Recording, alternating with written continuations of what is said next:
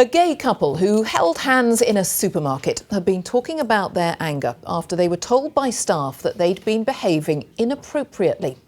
Thomas Rees and Joshua Bradwell were in a Sainsbury's store in Hackney in East London when a security guard told them that another customer had complained about their behaviour. Well, Sainsbury's says it has apologised to the couple. And we can find out more because they join me now. Very warm welcome to both of you, Thomas and Joshua. Thanks for joining us. Well, explain essentially what happened as you understand it, because you'd finished your shopping, I think, you'd paid, and then what happened? Yeah, Joshua. I'll dive in. Yeah, so Monday evening, we had a long day at work, came home, just wanted to eat something. So went to the Sainsbury's that I go to all the time. It's a 2-minute walk from my house. So we were walking around, got what we wanted, didn't think anything untoward was happening, just walking around as we always do, holding hands, arms around each other, just as we always walk.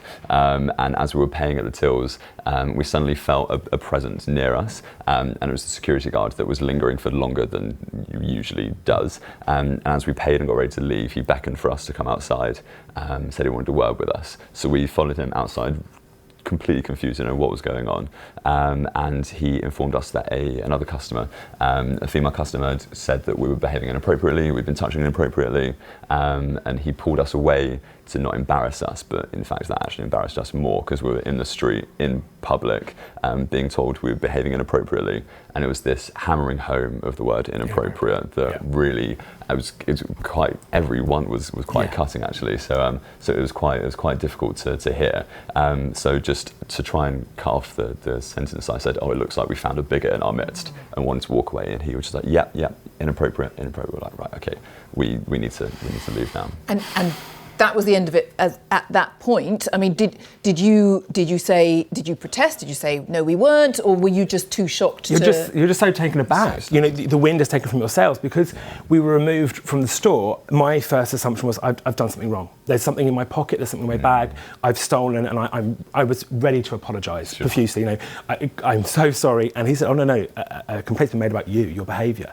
And when someone says that to you, you just, there aren't the words. The words can't come quick enough. You're completely and utterly shocked. And I knew that the matter wouldn't be resolved in the street. I'm embarrassed. I just want it to end. I just want to go home. You wanted to get away. Yeah, absolutely. So when you got home and you talked about it and you reflected on what happened, did you phone up the manager? What were your thoughts once you'd got home and digested what he'd said to you?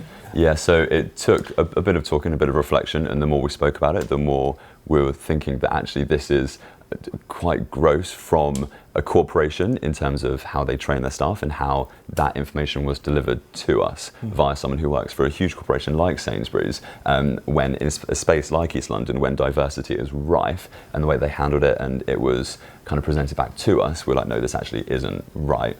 And we know these days that the quickest way to get your voice heard is via social media. So Thomas tweeted out, sent a tweet to Sainsbury's, that was picked up by them, and they kind of took it offline, asked us to send us some more information, but it just happened to be picked up by the right person at the right time, and was then journalists were kind of retweeting and pitching into that argument. I mean, as well. but we obviously have asked Sainsbury's about this, and they said to us, "We sincerely apologise to Thomas and Josh. We are an inclusive employer. We don't tolerate discrimination, and we're carrying out an investigation into the incident, including reviewing our training, and we will take forward any recommendations that come from this review."